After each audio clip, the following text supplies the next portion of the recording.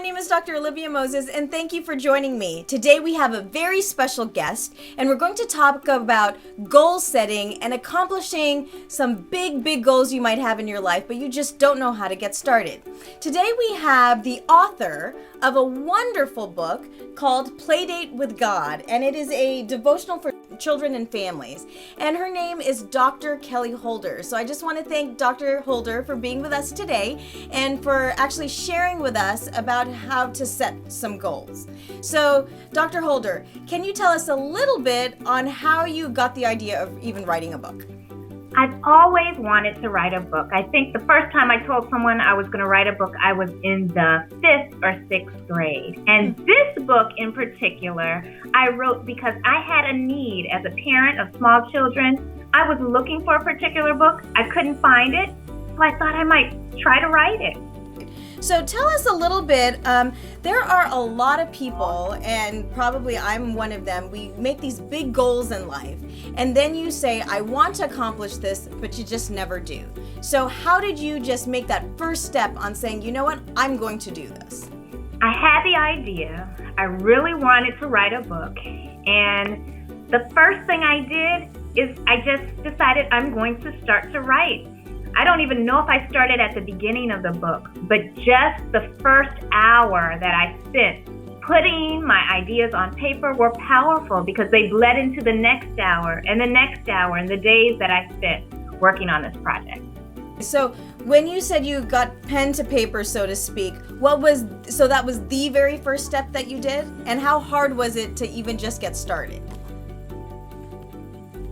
Getting started was much easier than I thought it would be. Sometimes you get in your head that it's going to be really hard or I can't do this. But the act of just starting, saying, I'm going to write something, one sentence, my name and author after it, it really activated or it got the process going. So starting, doing something, doing anything is really the beginning to actually just get moving. So at any time in this huge goal that you had for yourself of being a mother of 3 small children to even write a book, did you ever want to give up? Of course, making a goal and working towards something can be very difficult, and there's always lots of tasks that you didn't plan on doing that have to be done because the details are important. And so it's easy to want to give up because you want to take the path of resistance. You want to do something easy, and goals aren't always easy to accomplish. So with some of these hardships of, can I do this? Should I do this? Trying to push forward, what kept you going through this process? I think one thing that really helped was always keeping my goal in front of me. I met a woman who had written several books, and she told me, no matter what you're doing, you need to tell yourself and tell others, I am writing a book.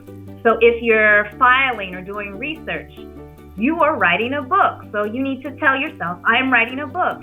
And so throughout this process, even when I was doing little details that weren't so fun, I kept reminding myself, I am writing a book. I'm writing a book. And keeping that goal ahead of me helped me to move forward. Now looking back at it, because it's been this whole journey, I assume, through this process of getting this in kind of real life living color. Tell us what it was like when you saw it for the first time and you said, wow, this actually got done. It was exhilarating. I haven't had a feeling like that. Taking something that was an idea and then having it mailed to me. It actually came in the mail and I opened it and there were all of my ideas neatly packaged, and I thought the book was beautiful. So it's an exhilarating feeling. So anyone who wants to write a book, who has a desire, not just for writing a book, for whatever goal, it's nice to see it through and then see the end result. It's exciting. That's great. Now, the last question I have, I think, for all of our viewers is, everybody has gifts. So what is your advice on people using their gifts? And right now, they might not know how to get started or having a hard time started or believing in themselves. What would be your advice to them? My advice would be to remember that gifts are for sharing. So as much as the gift is for you and developing your goals and doing something you really want with your life, it's also for someone else. Someone is waiting to hear or see this gift, this passion that's in you. So don't just keep it to yourself. You have to share it, because it's not only for you, for your own growth and development. It's for the world, and we need to experience whatever those ideas that are brewing in your brain. So what I'm hearing you saying as a follow-up to all the things that we talked about today, number one, just get started. Even if it's maybe not the best thing that you can do, just get started and you can keep on working on it. Two, maybe get a mentor to help you see what the big picture is and keep the big picture in mind. And three, maybe remember that the world is waiting for your gift, and there are people's lives who potentially might be changed because of your work. So don't lose heart and just keep going. That's right. Dr. Holder, thank you so much for joining us. Again, Dr. Holder, the author of Playdate with God. Thank you so much. And again, the world is waiting for your gifts.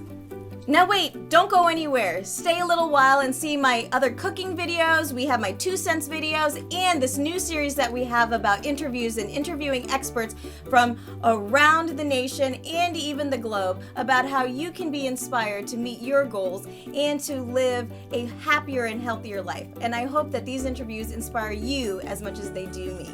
Have a great day and thank you for joining me.